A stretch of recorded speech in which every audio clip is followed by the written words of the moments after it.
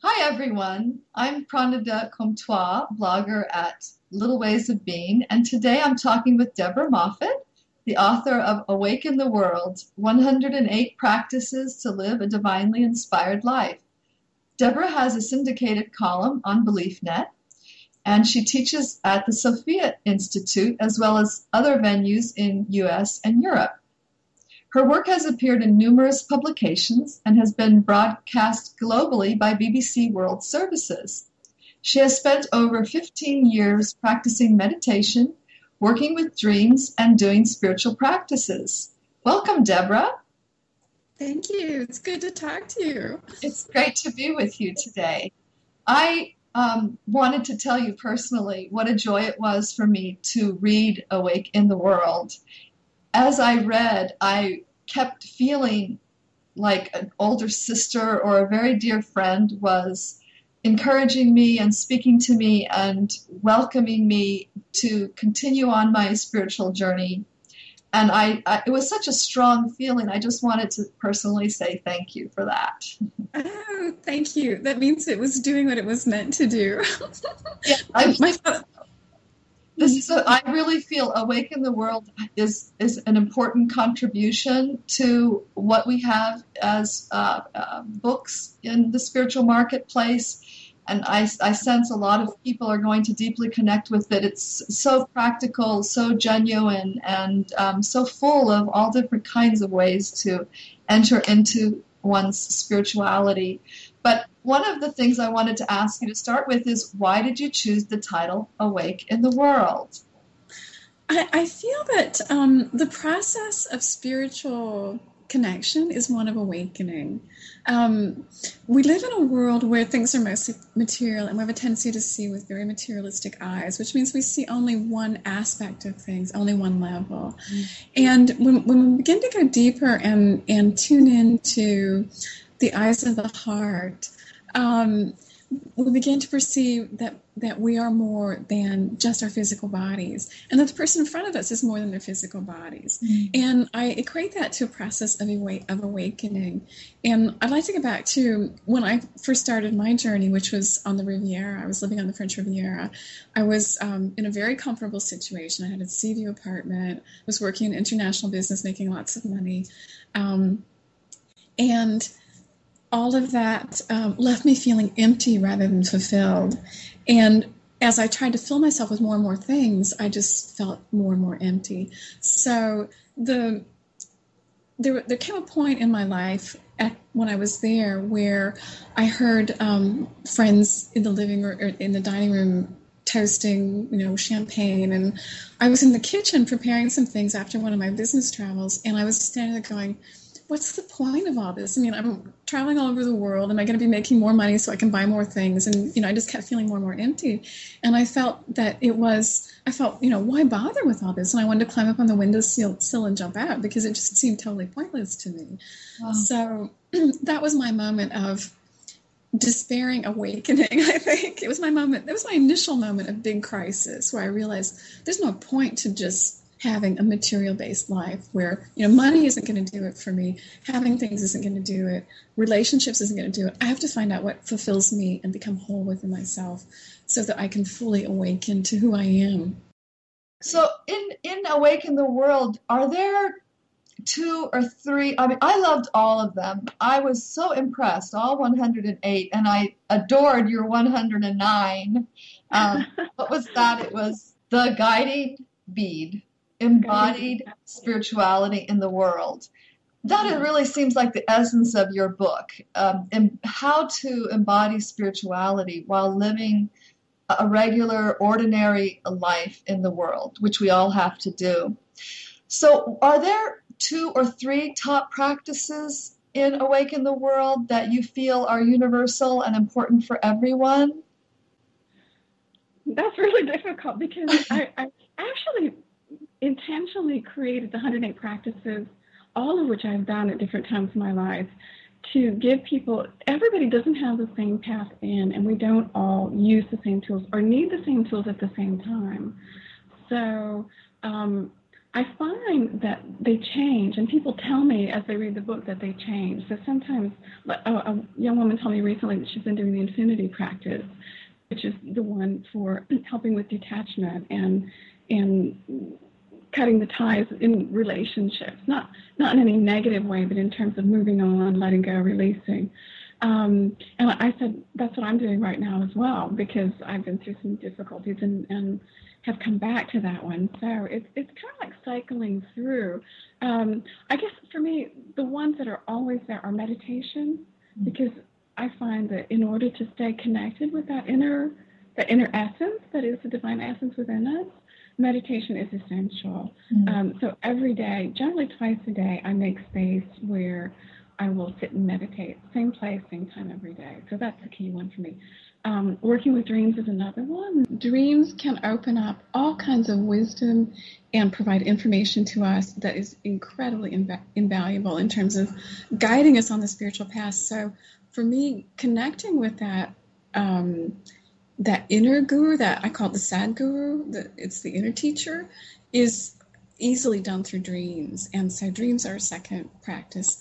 The third one has to be connecting mind, body, and spirit through thoughts, words, and actions, unifying thoughts, words, and actions. And it's interesting. I find that that's much more difficult for me here in the U.S. I've moved back recently. I used to live in Europe because we're so bombarded through media and culture and the things around us with outward signals saying that we need to be this and we need to do that. And, there's always the pull out through Facebook and internet, and there's a constant pull for our attention that makes it really difficult to keep thoughts, words, and deeds aligned, I find. And so watching thoughts, words, and actions is an important one that I'm working on right now. And if we have other people that are interested in spiritual life, just dialoguing with them, sharing our experiences can really help too. Yes. I really appreciated how you said everyone may have an entry in a different way to their spiritual life or spirituality. Mm-hmm. And that is true because that's part of individuality. And what's so great about your book is that you've given so much for people to choose what resonates with them, like you said, at a specific time, perhaps. Yeah, because it does change. One of the things that I feel that one of the reasons people are moving away from religion and towards spirituality is that religion tends to make things rigid and do things in a ritualized way every time, whereas we grow and transform and change. So a practice that was really helpful at one point may transform. That is outside of the basic ones. I still feel meditation and dream work are some really important ones. But a practice like defining your guiding values, once you have those values set, you want to check in and make sure that they're still coherent with you, or maybe you need to add some more values to grow and change. So spiritual growth is much different than being on a religious path. Religion has very codified instructions about the way to proceed forward. And a spiritual path to me is inner guided and self-guided. It comes from connecting with the priest or the teacher or whatever you want to call it. I call it also the better angel within us, who knows what we're supposed to be doing next and what the next step is. And if we tune in and pay attention, that's when we get into the flow and synchronicities happen and things come together. We meet people who tell us and give us messages that we already know, and we hear it from some voice outside because our better angel has guided us to meet that person and to be in that situation. And even the difficult situations, the challenges that we want to say, well, I'm on a spiritual path, I shouldn't have that anymore. That's not true. These challenges are guiding us to be more spiritual, and they're guiding us to acceptance and to surrender and to face our weakness and to confront and meet the places we need to grow. So, if we're in a contact with someone who we define as an enemy, for me, the spiritual practice is how do I expand so this person is no longer perceived as an entity or an enemy, but as someone who is a part of me that I can love and integrate. So nice. That's nice. Transforms. I also think of changing our vision of how we see ourselves and others as spiritual beings, so that we're not just seeing the externals. And that will help us be a little more generous or compassionate, some of these qualities that support love. And that comes back to seeing with the eyes of the heart, because our culture, particularly American culture, and I've lived in a lot of different places and traveled to a lot of different countries, but particularly American culture places appearance above all else. It's like appearance is so hyper important. And that's not true. It's just a really small tip of the iceberg. It's so superficial. And when we begin to see with those deeper eyes, those eyes of the heart, it transforms. It transforms how we experience situations. It transforms how we connect with and experience people. So someone who may appear, I don't know, I'm trying to think of a good example. Someone who may appear really important and busy can be really lazy on the inside. And we can find ourselves being that way as well. Someone who may have the appearance of being very beautiful may have that spark of divine, but also contain a lot of negativity and a lot of ugliness. So it's really important to begin to develop the discernment that comes with the eyes of the heart. Beautiful. That's really beautiful. And is it a constant practice for you? It's nonstop. There's no vacation. You did say a couple of times right in the beginning, and then just a few minutes ago you said it's hard work. It is. It's funny because when I give workshops and I talk about peace and spiritual practices, I say you have to make the effort. And so many times people say to me, "You're kidding, that never struck me before, that I have to actually do something to get it." I find that so funny, but it's true. It doesn't just happen. No. There has to be an effort to tame and train the mind, to begin to transform one's own ideas and attitudes about oneself and the world. It's work, and it's the hardest work I've ever done, and it's also the most important. And isn't it also the most gratifying? It is. There is a deep sense of satisfaction that comes with it. And also when those difficult moments come, when there are the challenges, when people around us leave us, when they die, when we're betrayed, when we betray, when these things happen, we can begin to look at it from a spiritual perspective and say, what really happened on a deeper level? And before, when I was not awake, as we were talking about, I would have just been totally devastated by things. And I'm still emotionally connected, and I'm still devastated when my friends die, or whenever I'm betrayed, or when somebody leaves me, when a mate leaves me. But coming from that spiritual place, I know that I'm not that relationship, that it was there to teach me something about myself and about the world and about others, and that it was something for me to grow.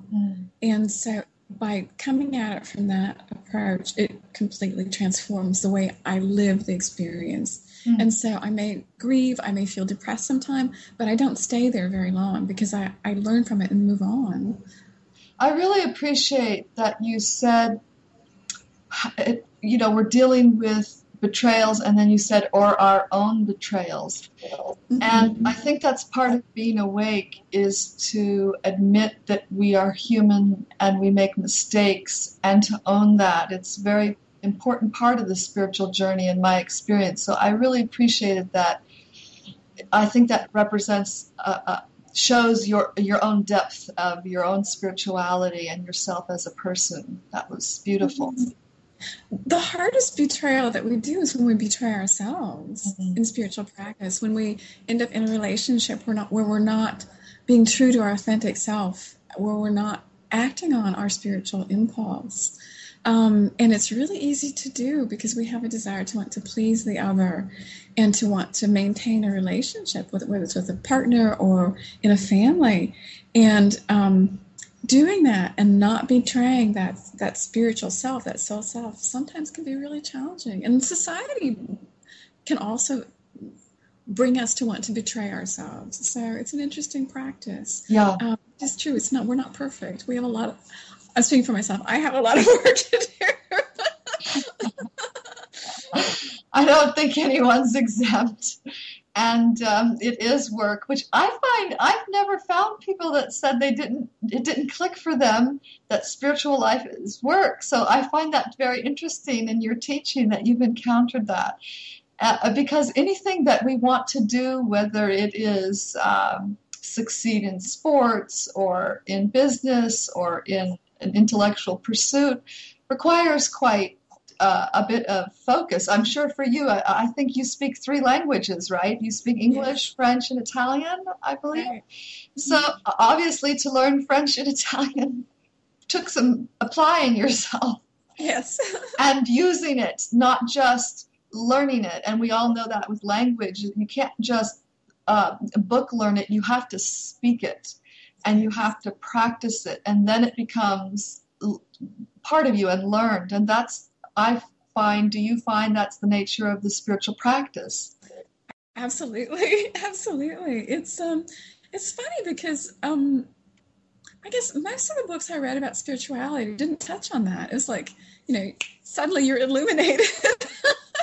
Something happens and, voila, you're there. And I think that's interesting because I found that also, and I think that's because when we're trying to deal with spirituality just from the intellectual level, and I find that that's what the disconnect is for so many people, is that intellectually you can tell yourself, just be present right now, or just control your mind in this way. But we have more than mind. We have mind, heart, body. So we need more tools than just telling us what we should do with our mind. Which brings me to my next question. I have found that spiritual authors confuse psychology with spirituality, perhaps because both avenues are subtle walkways. I was quite relieved you didn't do that in your book. But I wanted to find out, do you find this phenomena also to be true? And is there a reason we should make a distinction between psychology and spirituality? And what advice would you give to us regarding how to avoid that confusion? I had an experience with psychology when I was in college. I wanted to experience it. So I went to a psychologist for, several months to have the experience. And, I also had things that I wanted to work on. And I found that we kept going over and over, kind of like on a merry-go-round, and it stayed all in the head, and I didn't transform. Nothing changed. And I would go in, it would be like in a rut. And I do feel, and I know that there are a number of psychologists and psychiatrists, I believe, as well, who are starting to bring spirituality into their practices. But psychology, in my experience, in that particular experience, relegated me to the level of the mind, and it tried to keep everything at a mental level. Spirituality encompasses everything, and the reason it's so transformative is that it does encompass everything. It doesn't say, okay, I am just my mind, I'm just in this little box. Mm-hmm. It encompasses my heart, my emotions, my past lives. As I've started to tap into dreams and intuitions and meditation, I have recollections of past lives, and so I know that in my experience, maybe other people have different views, but in my experience, those have influenced me, and as I work with them and those memories that have come up, they have helped me to understand situations now that psychology would totally not allow for.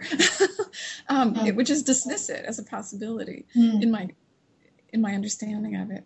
So spirituality is all encompassing, and it allows for all of those mystical and unexplained avenues of us, all the unexplained facets of us. So it's like a diamond of all these different facets that can be encompassed.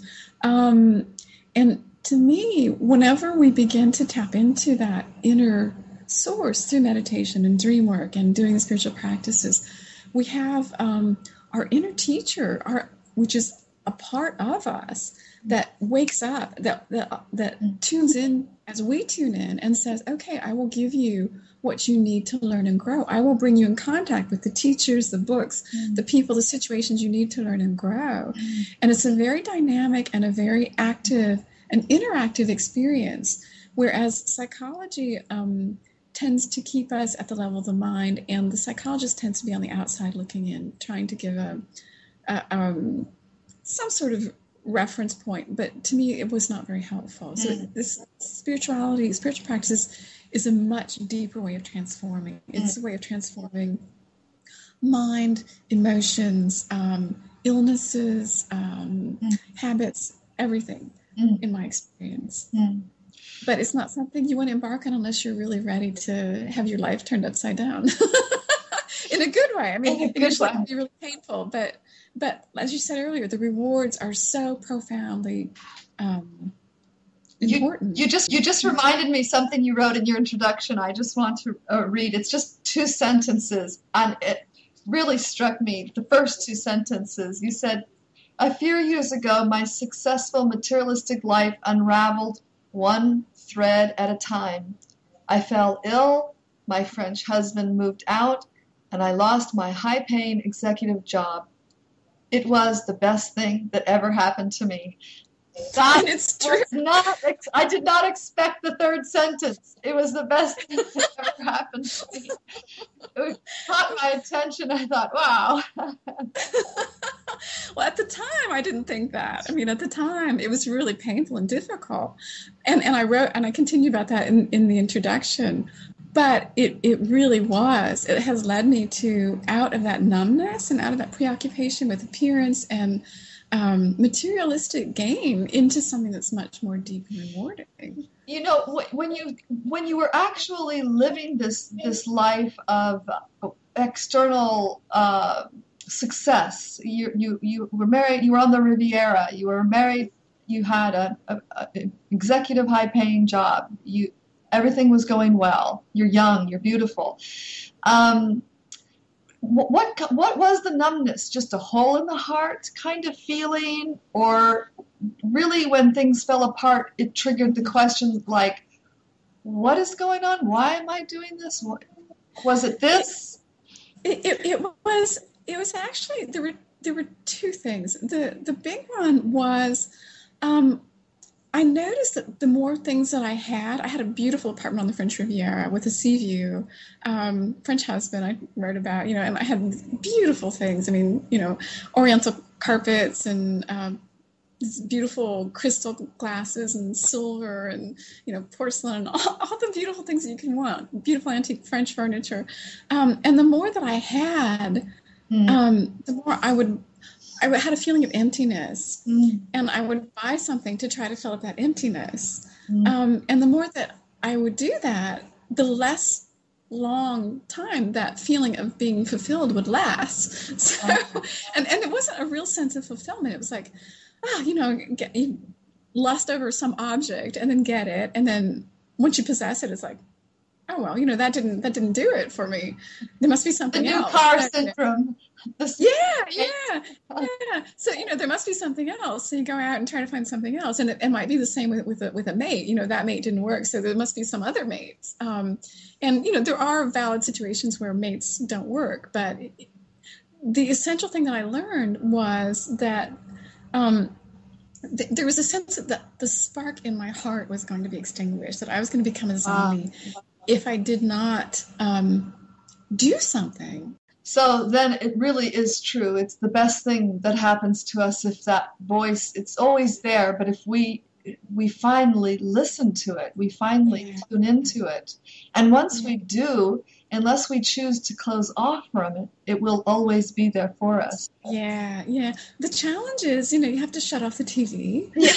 You have to visit the internet and Facebook less. You've got to stop paying so much attention to media because it's so subtle and it's so quiet that if we don't pay attention, it gets caught up with all the other mental chatter and all that mental dialogue that's there and all the media stuff that's coming at us. And it's really a challenge, especially in this media frenzied world, to pay attention and listen to that still small voice. Yes, yes. In one chapter, you speak about embracing the divine feminine, and you wrote in a magazine article, which I loved, about the sign at the Bali airport held by someone from the hotel, which read, Puri Saraswati Deborah Moffat, and it gave you the shivers as you remembered that Saraswati is the equivalent of all the Greek muses rolled into one, which I thought that was just perfect description of Saraswati. And I really was in the airport with you, seeing that sign and feeling the shivers, because it was just beautiful. Puri Saraswati Deborah Moffat. What is your personal interest and relationship with the divine feminine? That's a really good question. It took me a while to connect with it, because in the Western world, we're so focused on masculine qualities and masculine characteristics. And for me, that's not a negative thing. It's something that we've had to go through for many different reasons. Those qualities tend to be reasoning, action, assertiveness, and those are good. Those are essential. But we have tended to denigrate feminine qualities, being receptive, being open, being intuitive, being loving and caring and embracing and connecting with people and things. So my experience of connecting with the divine feminine came through living in Europe, because that divine feminine presence is there in very many ways. First of all, women are treated in a different way. Sexuality is permissible for women, and they're not considered whores. It's just part of being feminine. There is, of course, Mother Mary that you see in the cathedrals, and in Switzerland along the roadsides and the shrines, Mother Mary is present. So I went through this inner marriage. It was a marriage between the divine masculine and the divine feminine. And that appeared to me in dreams as actually getting married. So the more I approached this marriage between the two sides, the more I would dream of marriage in my life. And then I eventually got married not long after that, because there has to be a wholeness within us. And part of that wholeness is cultivating not only the masculine, which has been so focused upon, but the feminine, the divine feminine, which is dark and mysterious and mystical and calls in these powers that we can't control. We can open up to, we can be channels for, but we can't control. And the masculine side is about controlling those things. And the feminine is about receiving and letting them come in. So it's a really interesting balance to begin to bring those two together and to see how they work together. And it's very powerful. It's a very powerful experience. And then I went to India, where I encountered Saraswati, who I adore. I mean, I have her in my workspace because I call in those energies whenever I write, because she's the like I said, all the Greek muses rolled into one and more.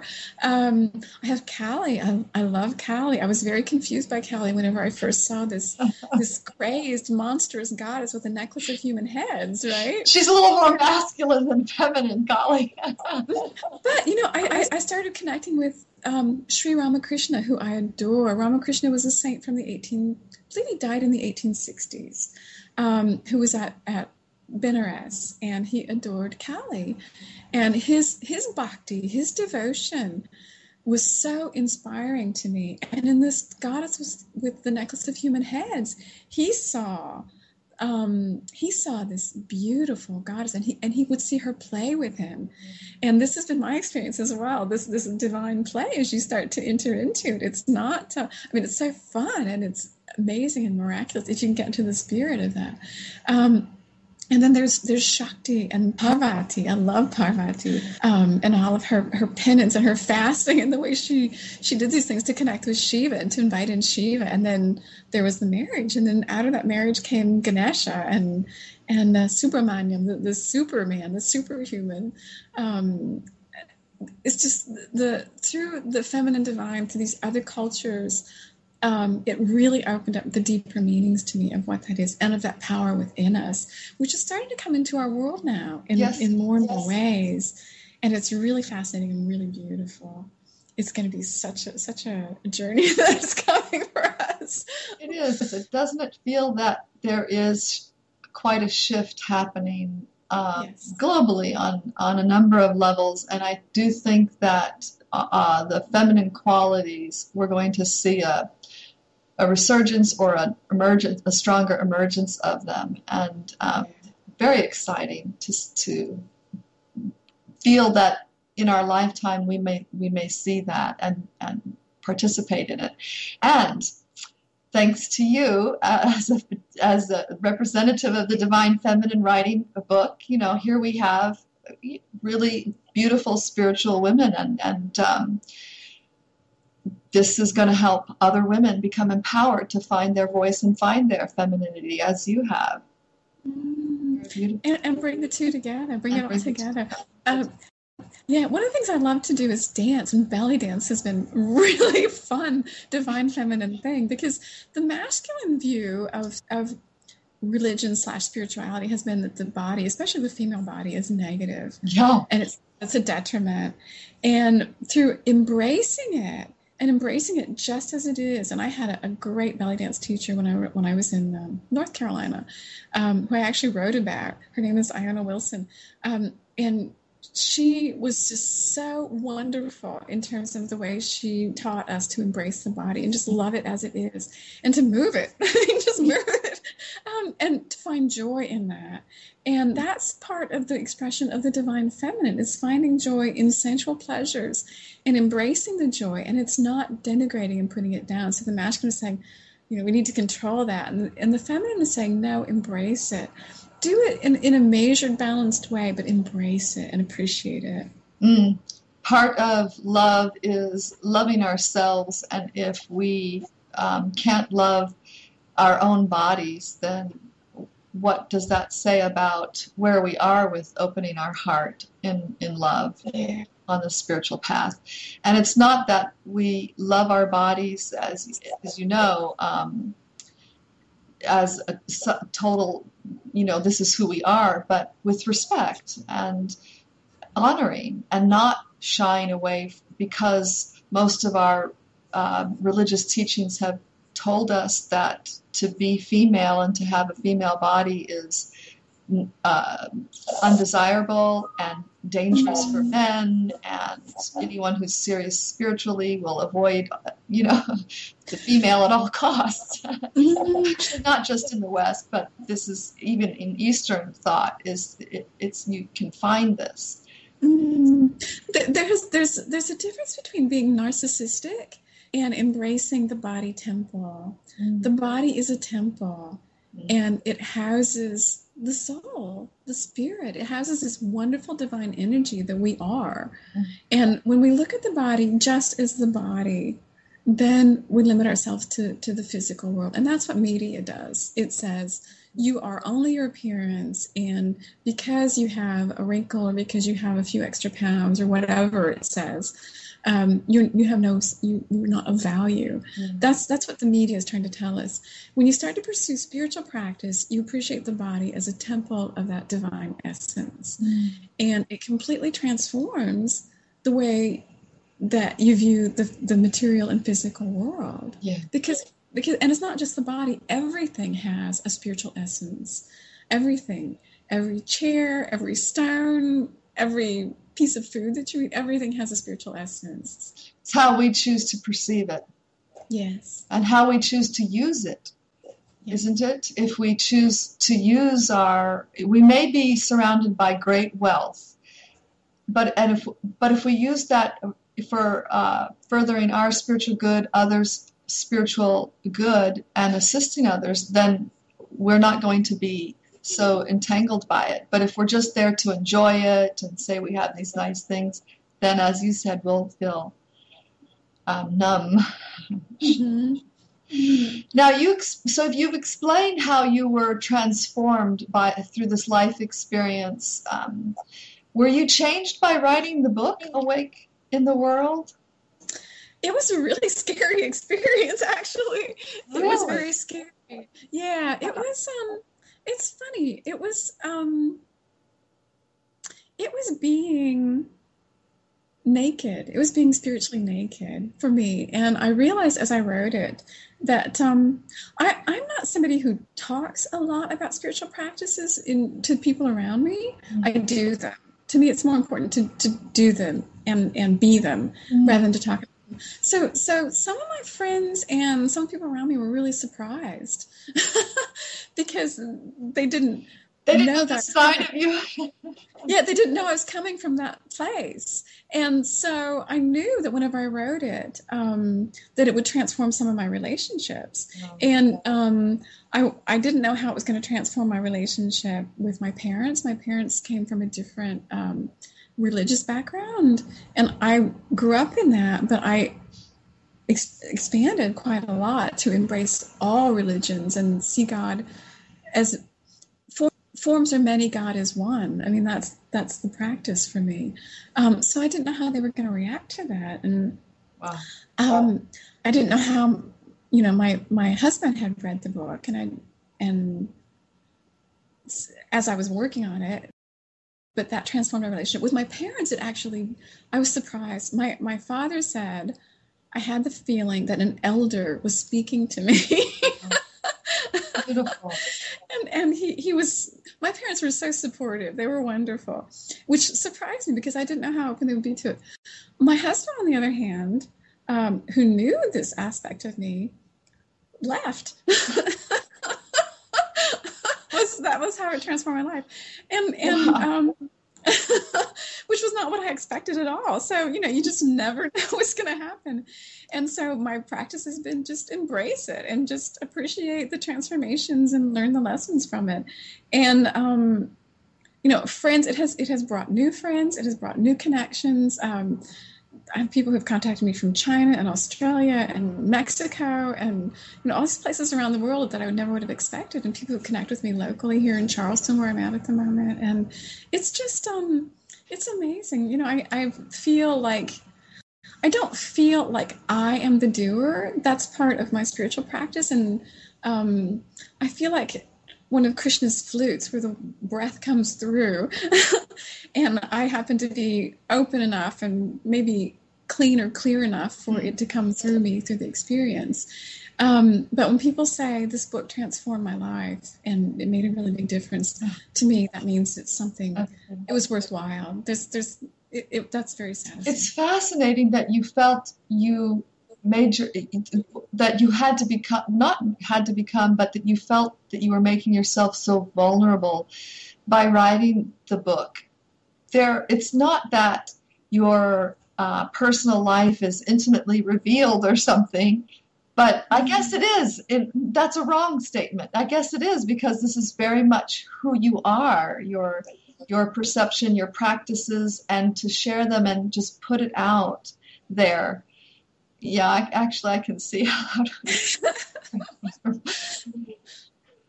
Yeah, I didn't write so much first person because that wasn't the aim of this book. It was more to engage people and draw them into their practices. My new book, Journey to the Secret Garden, is more about that process of awakening and how the dreams start to come in and synchronicities happen. That's what I was just going to ask you, is what you're working on now. Tell us. I'm actually sending it off today, the draft. Oh, so, congratulations! Thank you. So it was actually the precursor to Awaken the World, and it's about the process, because there is a process that we go through, and it's about it's about listening to the better angel, and I reveal it through personal story, and then at the end there are secret garden toolboxes to help people explore their own ways in. So it's about. The Secret Garden is this space in Europe, which was created in the Dark Ages, in the medieval times, because things couldn't grow in the chaos and the madness of the times outside. I mean, there were wars, there was political chaos, there were power struggles, there was a drought. And to me, it's very much symbolic of our times, that it's really hard to grow spiritual things out in that world out there. So we need a sacred, secret inner space where we can cultivate the seeds of the spirit. Beautiful. So the Secret Garden is that space. And it's a way to begin to connect with intuition and dreams and insights and practice rituals that might appeal to you, and do it in your sacred way, in a way that's meaningful for you, and then eventually let the secret garden walls fall and find other explorations. But it's about the process as opposed to the tools so much. Well, it sounds like there are going to be some very good tools in it too, just in terms of accessing this and the secret garden, and sounds like a very interesting companion to your current book. I hope so. Yeah, it's meant to, yeah, it's a different approach. So in many ways there are things that are similar, but the approach is different, and it's, it can't be all things to all people, and all books can't be all things to all people. And this one is more about tapping into the mystical and the magical part. It's more about the divine feminine and about playing with that magical side of things. I look forward to it. What's the name? It's Journey into the Secret Garden. Wow, beautiful, beautiful. Well, thank you, Deborah, and congratulations for being able to send that in today. And thank you. Thanks for spending time with us. Oh, it's been a pleasure. Thank you. Have a great day. You too. Bye. Bye.